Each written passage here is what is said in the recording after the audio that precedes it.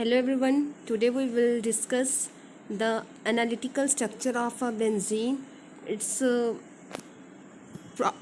properties, orbital resonance, etc. First is the molecular formula of a benzene, that is C6H6. जो molecular formula है benzene का वो क्या है, C6H6 मीन्स कि 6 कार्बन्स हैं और 6 ही हाइड्रोजन्स हैं. This indicates that benzene was a highly unsaturated compound. ये हमें क्या इंडिकेट कर रहा है कि जो ये बेंजीन है वो हाईली अनसेचुरेटेड है, that is compared with the n hexane के जैसे ही है. ठीक है. नेक्स्ट है कि 1858 में क्या है कि कुले ने एडवाइस किया कि मे भी जो बेंजीन का स्ट्रक्चर है that is a chain like structure. कि बेंजीन का पहले इसने ऑब्जर्व किया था कि बेंजीन का जो स्ट्रक्चर है that is a chain in form. This then in 1865 he offered that carbon is in the form of a ring. पहले उसने बोला था कि जो 1858 में कि जो बेंजीन है that is a in a chain form. ठीक है. बट जैसे उसने चेन फॉर्म में कंसिडर किया that is a open like structure. Chain form means कि उसका स्ट्रक्चर क्या है, ओपन. अगर आप इसमें देखो तो कार्बन कितने हैं आपके, C6, और आपका हाइड्रोजन्स कितने हैं यहाँ पे, अगेन 6. और इन्होंने उस टाइम में बोला था कि जो आपका ये बेंजीन है that is a highly unsaturated, means कि इसमें क्या है, ट्रिपल बॉन्ड्स या डबल बॉन्ड्स प्रेजेंट है. तो हमने यहाँ पर ऑब्जर्व किया कि यहाँ पे कौन से ट्रिपल बॉन्ड्स प्रेजेंट है. मे बी इसका स्ट्रक्चर ये भी हो सकता है, मे बी जो इसका स्ट्रक्चर है ये भी है, दोनों में पॉसिबिलिटी थी. और अगर क्लोज स्ट्रक्चर्स का कंसिडर करें तो वो क्लोज स्ट्रक्चर था, उसने ऐसा कंसिडर किया हुआ था. ठीक है.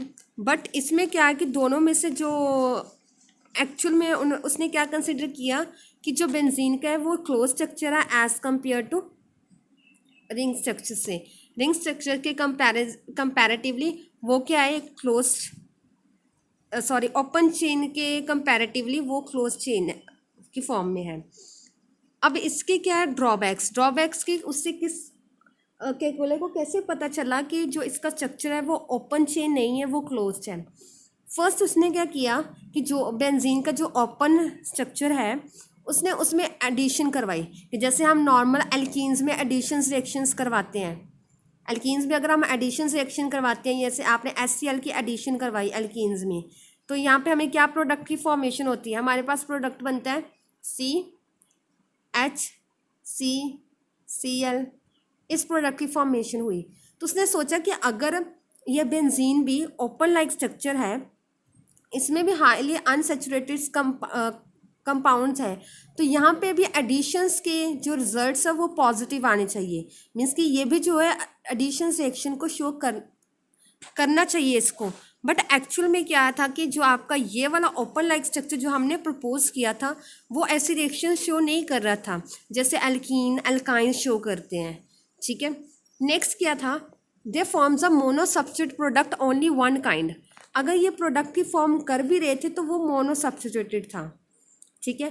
थर्ड क्या कि open chain can form more than one kind of substituted product.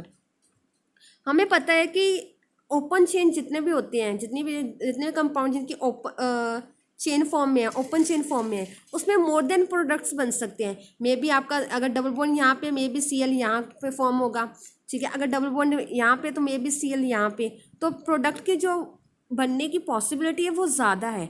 But जैसे इसका बेंजीन का हमने रिएक्शंस करनी शुरू की ओपन मान के, इसके ऊपर मान के जैसे हम इसकी रिएक्शंस की, तो यहाँ पे जो एडिशन प्रोडक्ट अगर कोई प्रोडक्ट मिल भी रहा था मोनो सब्स्टिट्यूटेड तो वो भी एक ही टाइप का था, वन काइंड का था. ठीक है. जैसे मोर देन वन नहीं था. तो यहाँ से भी उसे लगा कि शायद इसका जो स्ट्रक्चर है वो ओपन चेन नहीं है. नेक्स्ट क्या था, open chain compound do not give a fiddle craft reactions. Normal जितने भी ओपन चेन कंपाउंड्स हैं वो ये वाली रिएक्शंस तो एटलीस्ट देते ही नहीं है. ठीक है. बट जैसे बेंजीन के साथ ये वाली हमने फिडल क्राफ्ट रिएक्शंस की, मीन्स एसाइलेशन की, तो उसके विद रिस्पेक्ट टू भी उसका जो बेंजीन का था वो पॉजिटिव रिजल्ट आ रहा था. नाइट्रेशन की तो नाइट्रेशन के कॉरेस्पॉन्डिंग हमारे प्रोडक्ट मिल रहा था. सल्फोनेशन की तो सल्फोनेशन के कॉरेस्पॉन्डिंग भी हमें प्रोडक्ट की फॉर्मेशन हो रही थी. और ओपन चेन अगर होगा कंपाउंड उसमें तो ये वाले स्ट्रक्चर पॉसिबल होते ही नहीं है. ठीक है। तो यहाँ से उसने कंक्लूजन निकाला कि जो आपका बेंजीन है वो ओपन नहीं है, वो कौन सी है, that is in the form of a closed, उसका स्ट्रक्चर कौन सा है, क्लोज्ड है। ठीक है। नेक्स्ट फिर ठीक है, क्या गुल्ली ने कहा कि ठीक है उसका स्ट्रक्चर क्लोज्ड है, मान लिया। तो उसने क्या वहाँ से ऑब्जर्व किया, that is according to the resonance theory, उसने वहाँ से एनालाइज किया कि जितने भी कार्बन कार्बन बॉन्ड्स हैं बेंजीन के, वो सारे के सारे क्या है, इक्विवेलेंट है। ये उसने इन्फ्रेंस फाइंड आउट की, उसने कहा चलो बेंजीन का मान लिया ये क्लोज लाइक स्ट्रक्चर है, ऐसे है स्ट्रक्चर। ठीक है। तो उसने इसका कंपेयर किया विद द साइक्लोहेक्सेन, ये जैसे ये साइक्लोहेक्सीन। ठीक है। उसने कहा जैसे साइक्लोहेक्सीन में सिर्फ एक ही डबल बॉन्ड है, ऐसे ये साइक्लोहेक्साट्राइन है, मीन्स कि इसमें 3 डबल बॉन्ड्स हैं। तो उसने इसको अभी भी एरोमेटिक वाला कंपाउंड नहीं बोला था, उसने कहा था कि ये क्लोज साइक्लिक स्ट्रक्चर है और इसमें क्या है, 3 जो डबल बॉन्ड प्रेजेंट है, मीन्स कि ट्राईइन की फॉर्म में है ये, ट्राईइन की। ठीक है। अभी भी वो साइक्लिक एल्कीन इसको कंसिडर कर रहा था, बेंजीन को एरोमेटिक बेंजीन नहीं कंसिडर कर रहा था। उसने वहाँ से ऑब्जर्व किया कि ये तो उसके प्रॉपर्टीज़ में शो कर रहा है जैसे आपके साइक्लोहेक्सेन शो करती है, जैसे ये साइक्लोहेक्सेन जो प्रॉपर्टीज शो करती है वैसे प्रॉपर्टीज़ जो है ये वाला बेंजीन साइक्लोहेक्साट्राईइन शो नहीं कर रहा था। जो प्रॉपर्टी ये वाला कंपाउंड शो कर रहा था वो प्रॉपर्टी ये वाला कंपाउंड नहीं शो करा। इट मीन्स इसमें क्या है, कुछ ना कुछ समथिंग यहाँ पे क्या है, मिस्टीरियस है, या बोल सकते हो कि कुछ ना कुछ यहाँ पे अलग से चीज़ है जो उसको एनालाइज नहीं कर पा रहा था। आफ्टर दैट उसने observe according to the resonance theory उसने फाइंड आउट किया कि जो ये बेंजीन है वो क्या एक्चुअल में आपका एरोमेटिक इन नेचर है। वो कौन से बोल सकते हो एविडेंसेस वगैरह है, किससे पता चला, वो these all are the inferences. ठीक है। फर्स्ट क्या है, all the carbon carbon bonds in a benzene are equivalent. उसने क्या ऑब्जर्व किया कि यहाँ पे जो ये हमारा double bond single bond double bond single bond double bond single bond है। ठीक है। तो यहाँ पे अगर डबल बॉन्ड है तो डबल बॉन्ड की बॉन्ड लेंथ हमेशा क्या होती है, लेस होती है, और सिंगल बॉन्ड की बॉन्ड लेंथ हमेशा क्या होती है, लार्ज होती है। ठीक है ना। इसकी जो सिंगल बॉन्ड की बॉन्ड लेंथ ज़्यादा होती है एज़ कम्पेयर टू डबल, अगर आपने रीड आउट किया होगा, दैट इज़ इसकी जो होती है वो नियर अबाउट 1.39 के नियर अबाउट होती है। तो उसने यहाँ पे ऑब्जर्व किया कि बेंजीन की जो है बॉन्ड लेंथ में कोई भी डिफरेंस नहीं आ रहा है, चाहे इसमें डबल बॉन्ड्स प्रेजेंट हैं मगर इसकी बॉन्ड लेंथ सबकी, जितनी बॉन्ड लेंथ इसकी है सेम ये डबल बॉन्ड वाले की बॉन्ड लेंथ है, जितनी बॉन्ड लेंथ इसकी है वो सेम इन दोनों की है। इट मीन्स इसमें बॉन्ड लेंथ में कोई भी डिफरेंस नहीं आ रहा है। सेकेंड उसने ऑब्जर्व किया कि जो ये स्ट्रक्चर है मॉलिक्यूल है वो क्या है, एक स्टेबल फॉर्म है। थर्ड, जैसे उसने स्पेक्ट्रोस्कोपी की इसकी, तो वहाँ से फाइंड आउट हुआ कि इलेक्ट्रॉन क्या है वो डीलोकलाइज है, means overall the carbon atom, कि पूरे कार्बन के एटम्स के ऊपर क्या है वो इलेक्ट्रॉन्स का क्लाउड बन रहा है। ठीक है। Next, benzene is a flat molecule, कि बेंजीन क्या है, एक फ्लैट मॉलिक्यूल है और इसमें carbon hydrogen lying in a same plane, और दोनों सेम प्लेन में लाई कर रहे हैं, मीन्स कि एक ही प्लेन में है। ठीक है। इसमें कुछ भी ऐसा नहीं है कि ऐसा नहीं है कि हाँ भी ये थोड़ा टिल्टेड फॉर्म में है, ऐसे भी नहीं है कि थोड़ा टिल्टेड फॉर्म में है, ऐसे नहीं है। ठीक है। ये एक ही प्लेन में लाई कर रहा है। क्लियर। नेक्स्ट क्या ऑब्जर्व किया कि substituted atom for a hydrogen must be shown in a particular corner of a hexagon, कि अगर कोई एटम सब्स्टिट्यूट हो रहा है तो वो क्या हो रहा है, पर्टिकुलर एक हेक्सागन के कॉर्नर में जाकर हो रहा है। ये नहीं कि यहाँ पे अपनी मर्जी से यहाँ पे आ गया या यहाँ पे एटम आ गया, ऐसे नहीं, कॉर्नर्स पे शो हो रहे हैं अगर कोई भी एटम सब्स्टिट्यूट हो रहा है यहाँ पे। ठीक है। यहाँ पे इन्होंने बॉन्ड लेंथ की बात की हुई है कि नॉर्मल क्या है, इसके कार्बन कार्बन बॉन्ड लेंथ भी इसकी कैसी आ रही है, 1.39, और कार्बन डबल बॉन्ड की बॉन्ड लेंथ भी क्या आ रही है, 1.39। ठीक है। दैट मीन्स बॉन्ड लेंथ जो है इसकी, जो इसकी बॉन्ड लेंथ है that is in between alkanes और एल्कीन्स, दोनों की बीच वाली बॉन्ड लेंथ आ रही है। दैट मीन्स इसमें क्या है, डबल बॉन्ड करैक्टर भी है। नेक्स्ट है इसमें क्या कि हर एक जो कार्बन है ये वाला कार्बन, हर एक जो कार्बन है वो उसके हाइब्रिडाइजेशन क्या है, sp2 है, ठीक है। नेक्स्ट और क्या था, 6 pi electrons are delocalise over the 6 carbon atoms, कि जो भी पाई इलेक्ट्रॉन, 6 पाई इलेक्ट्रॉन्स का मतलब क्या है, 1 2 3, एक पाई 1 पाई बॉन्ड में 2 पाई इलेक्ट्रॉन्स हैं, तो यहाँ पे कितने आपके पाई बॉन्ड है, 3, तो 3, एक पाई बॉन्ड में 2 पाई इलेक्ट्रॉन्स है, तो 3 बॉन्ड्स में कितने होंगे, दैट इज 6 पाई। आपका जितना भी सारा है that is basically according to the resonance theory.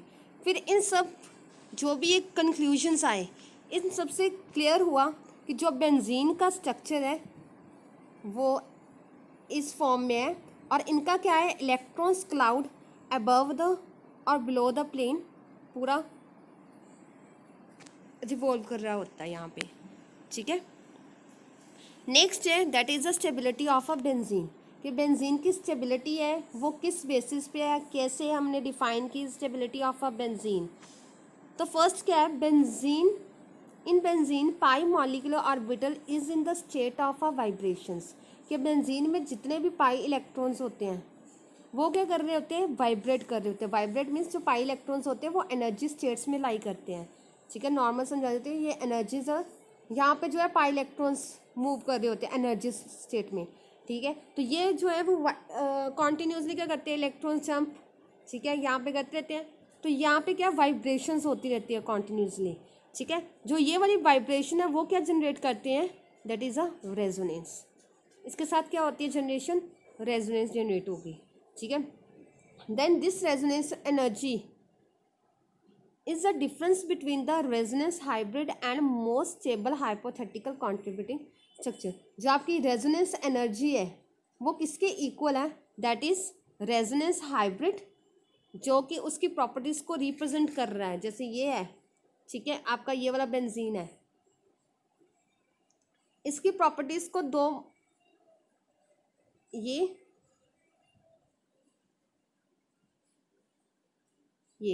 दो मॉलिक्यूल है, तो इसकी और इनकी एनर्जीज, इन दोनों का जो डिफरेंस होगा that is the resonance energy, ठीक है। नेक्स्ट है कि जो एक्चुअल इलेक्ट्रॉन्स डीलोकेलाइज हो रहे हैं वो होल द रिंग डीलोकेलाइज हो रहे हैं। कैकुले के अकॉर्डिंग क्या था, पहले उसने ये सोचा था कि जो 2 इलेक्ट्रॉन्स है वो सिर्फ और सिर्फ लोकेलाइज हो रहे हैं only one of the carbon atom, यानी सिर्फ जिनके बीच में पाई इलेक्ट्रॉन्स हैं, ठीक है, जिनके बीच में पाई इलेक्ट्रॉन्स हैं, जिनके बीच में सिर्फ पाई इलेक्ट्रॉन्स हैं वहीं पे इलेक्ट्रॉन्स डीलोकेलाइज हो रहे हैं, ठीक है। बट बाद में ये पता चला कि जो इलेक्ट्रॉन्स है वो क्या हो रहा है, पूरी की पूरी रिंग पे ही डीलोकेलाइज हो रहा है, ठीक है। नेक्स्ट है hence pi electrons are not available at a particular position as in alkenes and don't show any effect as like a weak electrophile as a alkene. Means कि इलेक्ट्रॉन्स जो है वो अब लोकेलाइज तो है नहीं, वो तो डीलोकेलाइज है। एल्कीन्स में क्या होता है कि अगर ये है बॉन्ड आपका, ठीक है, एल्कीन्स में क्या होता है कि आपके इलेक्ट्रॉन्स अगर लोकेलाइज होंगे इन दोनों कार्बन एटम पे होंगे। अगर यहाँ पे इलेक्ट्रॉन्स लोकेलाइज है तो यहाँ पे नेगेटिव चार्ज लार्ज अमाउंट में है, अगर यहाँ पे नेगेटिव चार्ज लार्ज अमाउंट में है तो कोई भी वीक इलेक्ट्रोफाइल यहाँ पे इजिली अटैक कर सकता है आपका, ठीक है। बट बेंजीन के केसेस में क्या होता है कि जो इलेक्ट्रॉन्स होते हैं वो ओवरऑल द रिंग में प्रेजेंट होते हैं, तो कोई भी वीक इलेक्ट्रोफाइल जो है वो वहाँ पे अटैक नहीं करेगा, ठीक है। So don't show any effect with the weak electrophile as a alkenes. Alkenes की तरह वो वीक इलेक्ट्रोफाइल के लिए अटैक के जैसे अटैक नहीं करेगा, जैसे एल्कीन्स में वीक इलेक्ट्रोफाइल कोई भी इजिली अटैच हो जाएगा, एडिशन रिएक्शन दे देता है या सब्स्टिट्यूशन रिएक्शन, इस केसेस में ऐसे इजिली रिएक्शन नहीं देता, ठीक है। Next point, the reactivity of a benzene ring affected only in the presence of a pi electronic cloud which act as a repelling shield to any of the nucleophile attack. Natural electrons cloud है तो nucleophile easily attack नहीं करेगा, तो वो shield कौन provide करेगा उसको, पाई electronic cloud. Means कि पाई इलेक्ट्रॉनिक क्लाउड क्या करते हैं, एक शील्ड प्रोवाइड करते हैं जिसकी वजह से कोई भी इलेक्ट्रोफाइल उस रिंग पे अटैक इजिली नहीं करेगा। दस electrophilic substitution reaction is more common in a benzene. अगर देखा होगा तो बेंजीन में ज़्यादातर जितनी भी रिएक्शंस होती है वो इलेक्ट्रोफिलिक इन नेचर होती है।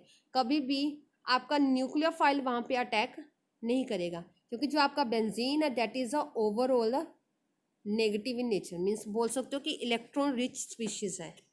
ठीक है, नेक्स्ट है एविडेंसेस। एविडेंसेस है कि कौन से प्रूफ से हमें पता चला कि हाँ भी जो बेंजीन है उसकी स्टेबिलिटी ऐसी है या किस नेचर का है, कौन सा है, प्लेनर है, कैसा है। फर्स्ट जो मेन एविडेंसेस हमें पता चले वो किससे पता चले, that is a benzene and chemical reactions, और second that is a hydrogenation reactions. Chemical reactions और हाइड्रोजनेशन रिएक्शन से हमें पता चले कि जिसका कंपाउंड कैसा है, उसके एविडेंसेस कैसे हैं, या बेंजीन किस कौन कौन से एविडेंसेस पे डिपेंड करता है। फर्स्ट तो आपका ये डिपेंड करेगा केमिकल रिएक्शंस पे, सेकंड वो डिपेंड करेगा हाइड्रोजनेशन रिएक्शंस। मींस कि जैसे आप इसकी केमिकल रिएक्शंस करते हो, नॉर्मल आपके जो एल्कीन्स है वो केमिकल, ये वाली सारी केमिकल रिएक्शंस देंगी, ठीक है, क्योंकि ये साइक्लो एल्कीन्स है। मगर बेंजीन के केसेस में ऐसे कोई भी रिएक्शंस पॉसिबल नहीं हो रही थी। That all I already discuss with you. Same hexatriene का इसने केस कंसिडर किया था। ठीक है, नेक्स्ट अगर आप हाइड्रोजनेशन कर रहे हो या कोई भी इलेक्ट्रोफाइल यहाँ पे सब्स्टिट्यूट कर रहे हो तो आपका जो इजीली एल्कीन के केस में इजीली एडिशन हो रही है। ठीक है, और आपके पास ये एडिशन प्रोडक्ट भी बन रहा है, मीन्स कि आपका जेड न्यूक्लियोफाइल वो इजीली यहाँ पे अटैक हो रहा है। ठीक है, वाई के विद रिस्पेक्ट टू आपका इलेक्ट्रोफाइल अटैक हो रहा है, एडिशन प्रोडक्ट दे रहा है।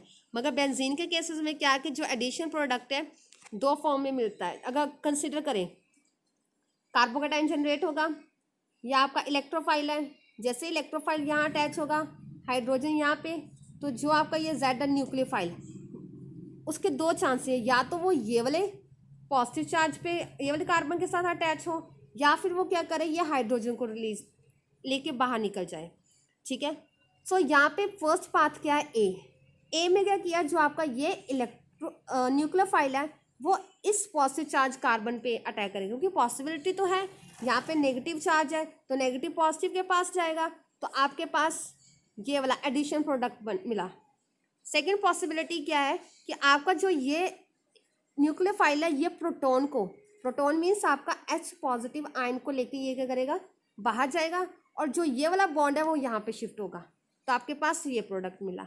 अगर आप इन दोनों प्रोडक्ट्स को एनालाइज करो, ये वाला प्रोडक्ट और ये वाला प्रोडक्ट, इसमें क्या है आपका जो कंपाउंड फॉर्म हो रहा है that is a aromatic compound. जैसा कि पहले था वैसा ही एरोमेटिक कंपाउंड आपको मिल रहा है in case of a substitution product.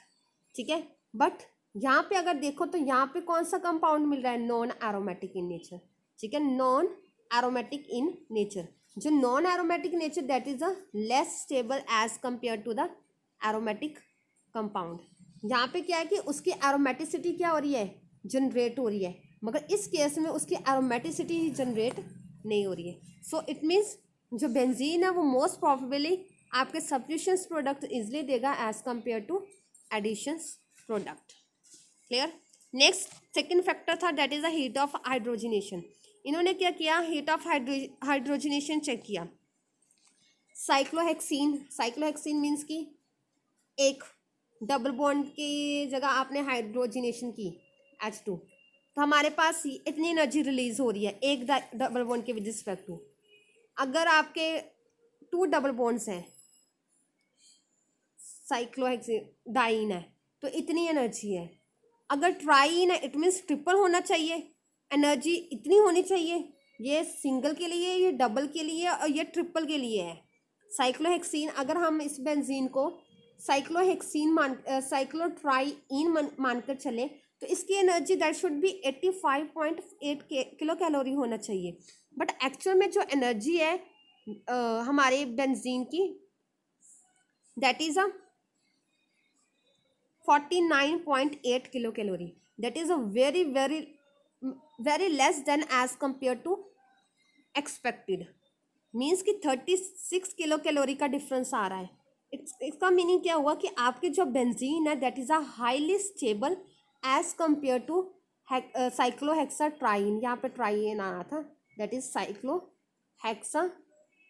ट्राइन, यहाँ पे ट्राइन आना था, ठीक है। This is a साइक्लोहेक्साट्राइन। साइक्लोहेक्साट्राइन की इतनी होनी चाहिए, ठीक है।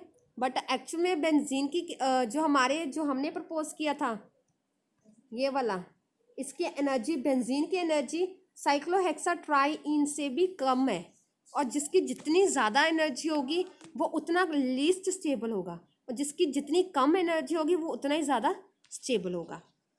सो ये था डिफरेंस। यहाँ से हमें फिर कंफर्म हुआ कि जो हमारा बेंजीन है वो ज़्यादा स्टेबल है एज़ कम्पेयर टू साइक्लोहेक्साट्राइन, जो कि हम सोच रहे थे। तो ये एक एविडेंसेस एविडेंसेस मेनली टू है। एक तो आपका केमिकल रिएक्शन, सेकंड है आपका hydrogenation. Hydrogenation means addition of a hydrogen. It means that 36 kilocalorie evolved energy is less as compared to the cyclohexatriene. That is, benzene is a more stable by the 36 kilocalorie as expected to a cyclohexatriene. Clear है। Next अगर आप orbital structures इसका consider करो, benzene का orbital structure of a benzene, तो orbital structure में हमने consider करना है कि इसका कैसा है, ठीक है, कितने कौन कौन से बॉन्ड प्रेजेंट है और बॉन्ड एंगल कितना है, ठीक है। हर एक कार्बन जो है आपका sp2 हाइब्रिडाइज होना चाहिए। एक तो ये है CC बॉन्ड भी है प्रेजेंट है, यहाँ पे HCC बॉन्ड भी है, और बॉन्ड एंगल कैसा 120 हेक्सागन वाला। हर एक कार्बन आपका कौन सी हाइब्रिडाइजेशन का, sp2 हाइब्रिडाइजेशन का, ठीक है। और साथ में एक तो सिग्मा बॉन्ड की फॉर्मेशन हो रही है, ठीक है, और एक आपका कौन सा बॉन्ड की फॉर्मेशन हो रही है, that is pi bond sp2, ठीक है। अगर बॉन्ड लेंथ देखें तो 1.39 एंगस्ट्रॉन है, ठीक है। नेक्स्ट इसमें अनहाइब्रिडाइज 2p ऑर्बिटल प्रेजेंट होता है। अब ये अनहाइब्रिडाइज 2p ऑर्बिटल क्या है आपका, ये वाला, this is unhybridised 2p orbital, ठीक है। अगर इसको हम दूसरे वे से समझे, दिस हाइब्रिडाइजेशन ये है, ठीक है। ये कार्बन की normal electronic configuration, ground state ये है। एक्साइटेड स्टेट में क्या करेगा, ये इलेक्ट्रॉन जंप करके यहाँ पे चला जाएगा, ठीक है। अब यहाँ पे 4 अनपेयर्ड इलेक्ट्रॉन्स हैं। यहाँ पे जो एक अनपेयर्ड इलेक्ट्रॉन है वो हाइड्रोजन के साथ बॉन्ड बनाएगा आपका सिग्मा बॉन्ड, जो ये वाला है, ठीक है। जो दूसरा वाला अनपेयर्ड इलेक्ट्रॉन है वो कार्बन के साथ सिग्मा बॉन्ड बनाएगा, जो ये वाला कार्बन है।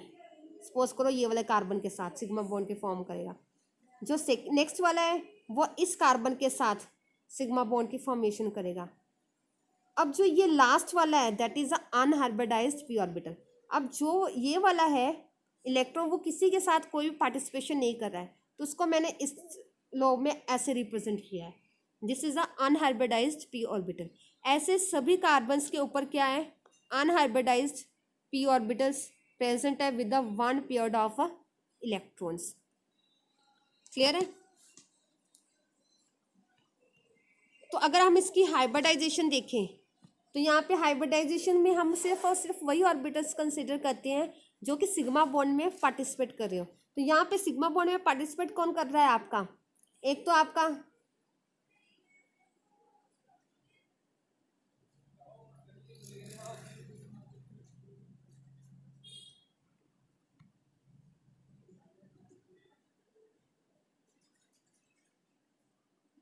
आपका यहाँ पे सिग्मा बॉन्ड में पार्टिसिपेट कर रहा है आपका ये वाला s ऑर्बिटल और 2p ऑर्बिटल। तो इसकी हाइब्रिडाइजेशन क्या होगी, sp2, किसकी, कार्बन की। इट मीन्स ये वाले कार्बन की हाइब्रिडाइजेशन sp2, इस वाले कार्बन की भी sp2, और नेक्स्ट जितने भी कार्बन है सबकी हाइब्रिडाइजेशन क्या होगी आपकी sp2 होगी। तो ये है pictorial representation of a benzene, ठीक है। तो यहीं पे ये सारा किया हुआ है कि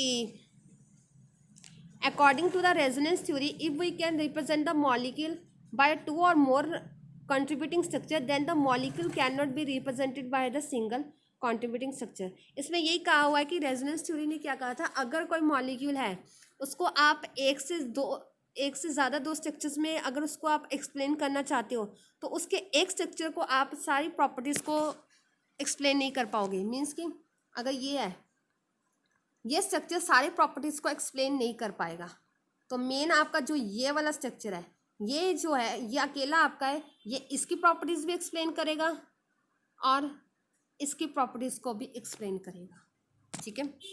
सो we represent the benzene as a hybrid of a two equivalent contributing structure, इसलिए हमें बेंजीन को एज अ हाइब्रिड रिप्रेजेंट करना चाहिए, as a contribute to a two resonating structure, clear. Next इसमें बॉन्ड लेंथ डिस्कस की होगी, सारे bond length कितने हैं, ये सारे बॉन्ड लेंथ्स आपके 1.39 एस्ट्रोनेट, और जो ये कार्बन कार्बन हाइड्रोजन का ये बॉन्ड लेंथ है, जो ये दोनों है, this is sp2 carbon atoms है, ये आपका अनहाइब्रिडाइज्ड pz ऑर्बिटल है, ठीक है। If you like this video, please like and share it. Thank you.